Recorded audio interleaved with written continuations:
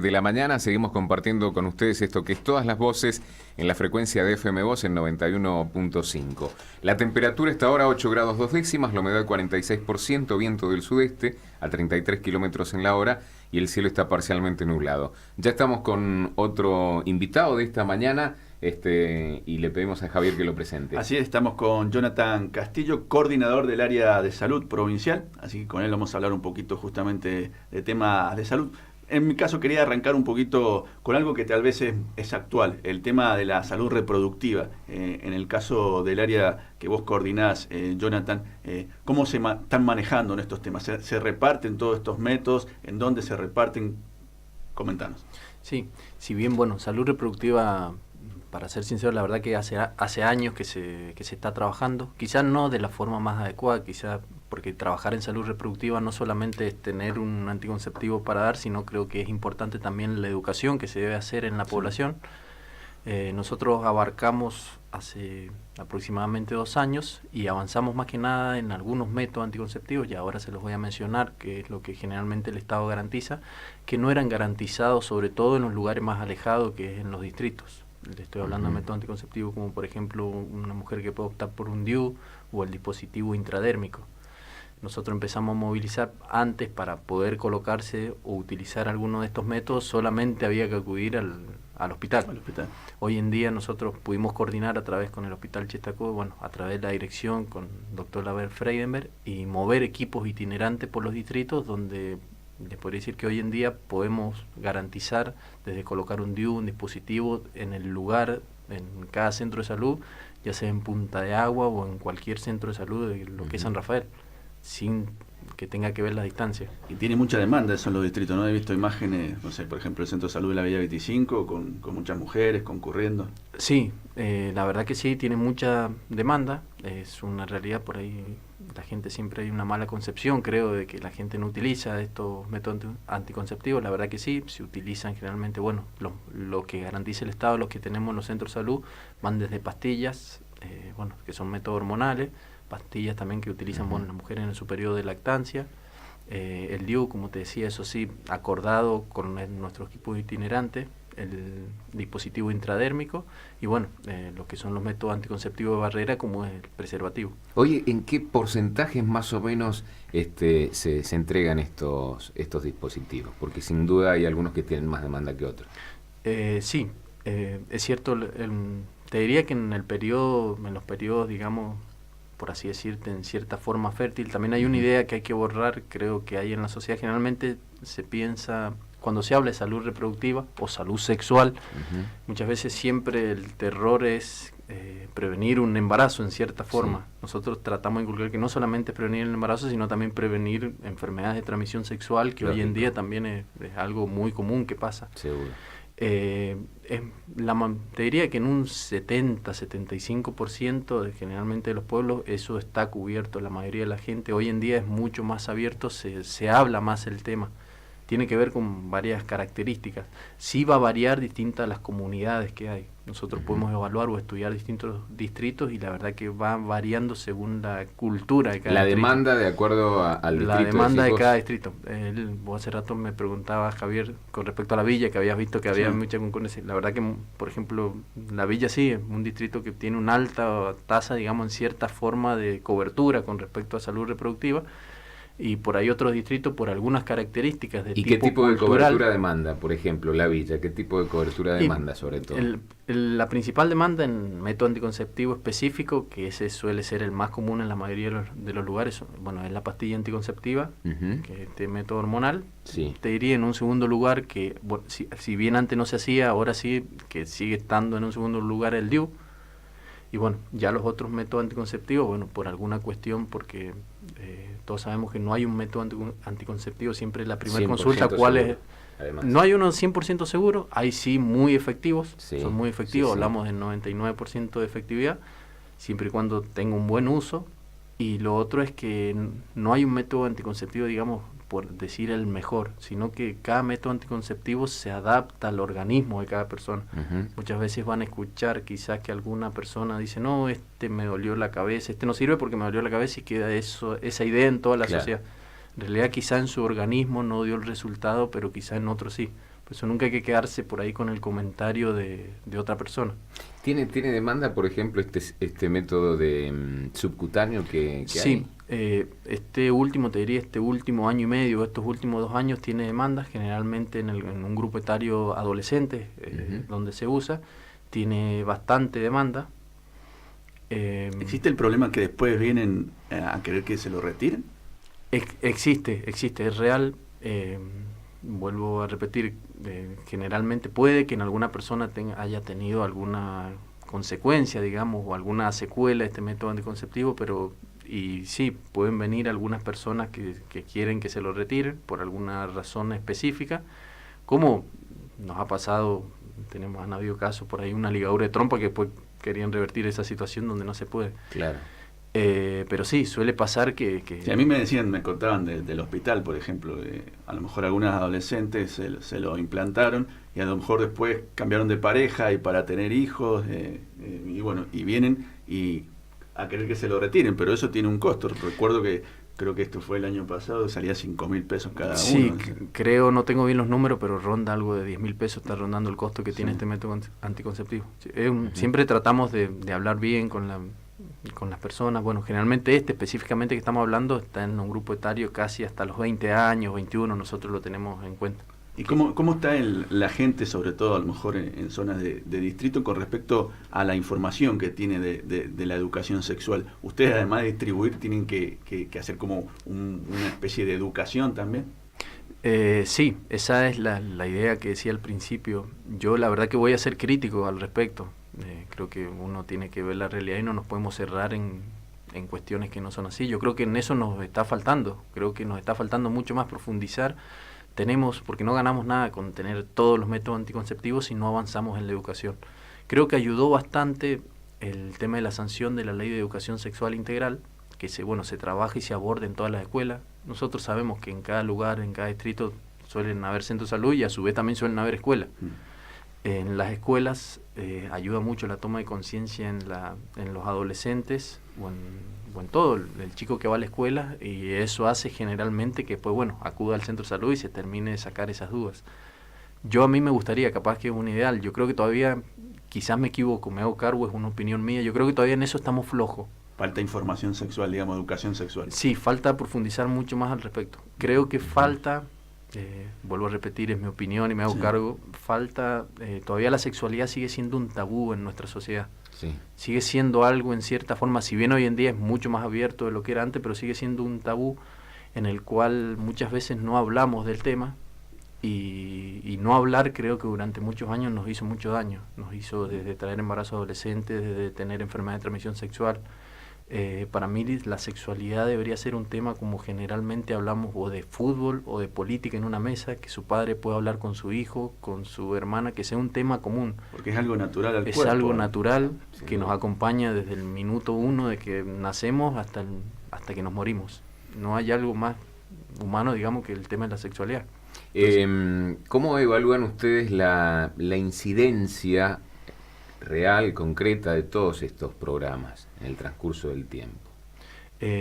Sí, es una política sanitaria que generalmente muchas veces en algunas circunstancias políticas, digamos, de la vida, son programas que muchas veces, ¿cómo lo explico? Desde la política no se ven, no es bien utilizado por ahí en políticos que tienen corto plazo, pues las políticas sanitarias generalmente son políticas que se dan a largo plazo. A largo plazo, exacto. Quizás este trabajo que nosotros estamos profundizando hoy, seguro que no lo vamos a poder ver en este instante. Probablemente bajemos, yo creo que ya está bajando, tenemos algunos números de que ha bajado la tasa de embarazo adolescente, pero probablemente dentro de, 5 o 10 años va a ser mucho menos de lo que estamos teniendo hoy en día. Es como un trabajo, como se habló de la mortalidad infantil, que tenemos un número histórico como bajó lo que es en Mendoza. Generalmente las políticas sanitarias son políticas a largo plazo. Seguro. Jonathan, te consulto un tema que también que sé que es complicado siempre, y creo que históricamente. Los médicos, a lo mejor en algunas zonas rurales de distritos, sé que a veces cuesta bastante conseguir médicos, sobre todo de algunas especialidades, no sé si clínica, por ejemplo, para ciertas áreas, ¿no? No sé, me imagino, Punta del Agua, El Sorneado, las más alejadas. Sí, el tema profesional, específicamente profesionales médicos, es una problemática no solo de San Rafael, es una problemática que estamos pasando en la Argentina. Ujú. Yo creo que es un momento en el cual deberían cambiar algunas cuestiones, incluso desde la formación médica, porque si hoy tenemos problemas, yo lo que puedo ver a largo plazo vamos a tener un problema mucho más grande. Tenemos ya prácticamente son especialidades como es la pediatría, la clínica o medicina de familia, son especialidades que los chicos que se reciben prácticamente no eligen.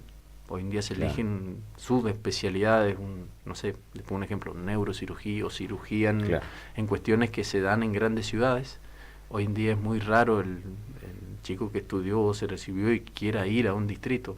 Generalmente ese médico que nosotros conocíamos antes o el que vio, los que somos de distrito, que vio que iba y se quedaba a vivir en ese distrito y era el médico del pueblo, lamentablemente tiene que ver con una cuestión de honorarios. Ya desapareció, creo. Con que a lo mejor los honorarios para ese tipo de trabajos no son atractivos. ¿Qué es lo que ocurre? Mire, yo creo que son varios factores. Creo que uno fundamental es que en lo que es la parte de salud, en la actividad privada, un profesional que haga alguna especialidad X, no sé, le vuelvo a poner el mismo ejemplo, una neurocirugía en un lugar chico, por supuesto no la va a poder hacer, y su rédito económico generalmente suele ser mucho mayor con lo que por ahí pueda ganar, digamos, de lo que es un sueldo del Estado. Esa es una, no es la única. Después hay otra cuestión que tiene que ver con el estilo de vida que vive la gente en un distrito. Justamente hablaba con una de las chicas que antes de entrar acá, y hablamos que los dos éramos de distrito y comentábamos que vivir en un distrito es mucho más duro que vivir en una ciudad. Y muchas veces tipo de profesionales tiene una familia y la verdad que muchas veces quiere darle un montón de cuestiones a sus hijos que la verdad que en los distritos no están. Claro. No sé, les pongo el ejemplo, acá es muy común ver que lleven a sus hijos o a baile, alguna danza, algún gimnasio, no sé, a inglés, a hockey, una escuela, no sé, que tenga inglés también. Y la verdad que ese nivel o ese estilo de vida en un distrito no existe, no es real. Eso también hace, sumado a la parte económica, que la verdad que nadie elija ir a vivirse a un distrito. Claro. Es muy difícil. Hoy en día ya tenemos esa problemática, pero yo la visualizo que en el futuro va a ser mucho más grave. Ya lo vemos hoy en día en las plazas que tenemos últimamente, el último año en lo que fueron las plazas de clínica y de pediatría en el Hospital Chistacón no fueron cubiertas. Fueron especialidades que prácticamente no las eligen. Claro. Un tema de formación y cultural ahí importante, ¿no? Es un tema importante. Y bueno, hace algún tiempo que la Argentina está recibiendo también médicos de afuera, les está haciendo propuestas inclusive a médicos de Venezuela, que están eligiendo, obviamente por la crisis que están atravesando, emigrar de su país, venirse a la Argentina a cubrir todos estos puestos. Sí, yo realmente, si bien lo he leído en algunos medios, yo en San Rafael particularmente no hemos recibido casos de médicos venezolanos, pero sí sé que es una realidad, bueno, teniendo en cuenta la realidad económica y social que se vive en Venezuela, bueno, de irse a otros lugares y a otros países. Con respecto al tema a ambulancia, Jonathan, ¿cómo están en cuanto a estos recursos? Bueno, ambulancia es un recurso que... primero creo que es importante siempre arrancar con qué recursos tiene el Estado. Muchas veces tenemos esa falsa idea de creer que los recursos del Estado son totalmente infinitos. Y todo el mundo sabemos que el Estado tiene una recaudación donde se debe ajustar a ese presupuesto. ¿Por qué te digo esto? En general es muy común por ahí la demanda de decir acá distritos donde uno va el pedido que existe una ambulancia. Y es un tema que es realmente imposible que en cada lugar exista una ambulancia, porque no es solamente el valor de la ambulancia, sino es el valor del personal. Se necesita para tener una ambulancia, se necesitan 4 choferes, 4 enfermeros. Nosotros lo que hacemos con el tema ambulancia, y por supuesto en salud ni existían esas ambulancias, ni toda esa cantidad de ambulancias, y yo creo que es difícil que se pueda llegar a tener, imagínense todo el número de distritos que tenemos. Entonces lo que hacemos nosotros, ¿qué hicimos nosotros para agilizar el tema, para agilizar y optimizar ese servicio? Fue la regionalización. Como vino a través del Ministerio de Salud, como es Mendoza, regionalizar. Nosotros tenemos ambulancias apostadas en lugares en cierta forma estratégicos que le llamamos de cabecera. Ejemplo, Montecomán, Villatuel, Real del Padre, Salto de las Rosas. Son son centros de salud que los acompaña no solo la cantidad de habitantes, que tienen una cantidad de habitantes bastante importante, sino a su vez tiene que estar de guardia generalmente el enfermero. Hay guardia de 24 horas de enfermero. Pues es otra idea que tampoco sirve. La solución a la salud no es tener tampoco una ambulancia. Pues si no tenés, muchas veces pasaba que tenían el chofer y la ambulancia. Y eso no sirve de nada. Claro.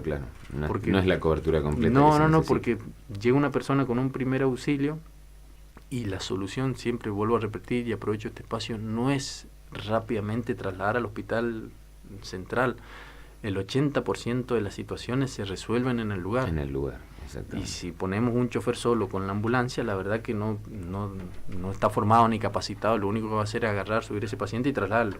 Y esa no es ninguna solución. Y saturar el hospital, digamos. Saturamos el hospital. Claro. Hoy en día, a raíz de esta problemática médica, enfermería ha cambiado desde la formación. Ya no tenemos la enfermería que teníamos antes, una enfermería empírica. Hoy en día la enfermería es una carrera, incluso una carrera de grado, donde su formación tiene una amplia con respecto al tema de incumbencias. Cualquier tema de emergencia un enfermero lo puede resolver. Claro. Lo que no Como ocurre en otros países, que los enfermeros como ocurre en otros países pueden diagnosticar, recetar. En el tema del diagnóstico, por supuesto, eso se suele hacer acá. También se hace, acá está en la incumbencia, donde llega hasta el tema de la medicación. No podría medicar ni administrar un tratamiento, porque generalmente ya a la hora de administrar un tratamiento ya no estamos hablando de una emergencia, porque ya se habría solucionado antes. Pero sí, en otros países incluso están habilitados a medicar algunas medicaciones básicas que se suelen usar en urgencia en el caso de que no existe el profesional médico. Creo que acá también debería, ya vamos más lejos, creo que acá también debería, si algún legislador nos estaría escuchando ahora, debería legislar esa situación, que en realidad es una realidad que pasa hoy en día. La gente sabe que va al distrito y va y lo ve a un enfermero en el centro de salud y generalmente el enfermero siempre le da algo. Tal vez eso pueda suplir también en parte esa problemática de la falta de médico. Sí, yo creo que es una realidad que ocultamos, que pasa. El enfermero en el centro de salud, llega un niño con temperatura, con fiebre, y generalmente el enfermero, si bien lo podemos decir está mal, no debería hacerlo, pero le da el ibuprofeno para bajar esa fiebre. Lógico. Y bueno, lamentablemente por ahí nuestras legislaciones muchas veces pasan por otros lados y no... parte, digamos, de primeros auxilios. Y de la realidad, a lo mejor es una realidad que del lugar. yo creo que es una realidad que habría que blanquearla. Claro, de auxilios básicos, a ver. No es que no se haga. Y está a lo mejor a 50 kilómetros y lo resuelve. Pero el enfermero, si sabes que una temperatura se resuelve con ibuprofeno, y bueno, ibuprofeno, ¿no? Ese suele ser un ejemplo. Por ejemplo. Sí. Buscamos alternativas al respecto también, ¿no? Para la tranquilidad de la gente. Nosotros hoy en día tenemos una comunicación directa con lo que es el coordinado de emergencia, donde el coordinado de emergencia hay un médico de guardia a las 24 horas. Cualquier enfermero que está en San Rafael se puede comunicar, hablar con ese médico. Es una llamada que a su vez queda grabada. El enfermero transmite todo lo que está viendo, la sintomatología de esa persona, y el médico ahí indica alguna medicación, y por cuestiones legales queda toda esa llamada grabada, y bueno, en ese caso se puede hacer. Pero creo que es algo dentro de la legislación de salud que se debería avanzar, ampliar las incumbencias de lo que es el licenciado en enfermería. Seguro. No es nada que estaríamos inventando nuevo, en otros países pasa. Lógico. Bueno, no sé si no hay ninguna otra consulta, le vamos a agradecer a Jonathan Castillo, coordinador del área de salud provincial. Se ha acercado, hemos hablado creo que temas interesantes, lo de la educación sexual y después lo de la falta de médicos en algunos lugares, falta de médicos en algunas disciplinas, que es un problema importante ya, y como dijo Jonathan, se va a agravar con el correr del tiempo, así que me parece que hay... Y una de las más preocupantes creo que es la pediatría en distritos, ¿no? Sí. Y las especialidades... ojo, mire, le corrijo, estamos apuntando mucho a los distritos, y yo les digo distrito y ciudad. Sí. Y hay dificultades en centro de salud acá cerquita. No, centro de salud y hospitales. Es difícil a veces cubrir las guardias del hospital central. Lo dijiste, en la última llamada en el Chestakov no se cubrieron en todos las plazas de la especialidad de pediatría y clínica no fueron cubiertas. Sí. Son especialidades, la verdad, que ya por distintas situaciones no se eligen. Creo que hay un problema anterior a la formación. Sí. Jonathan, muchísimas gracias. No, por favor, gracias a ustedes. Gracias. Nos vamos a una pausa. Que En 91.5, las noticias.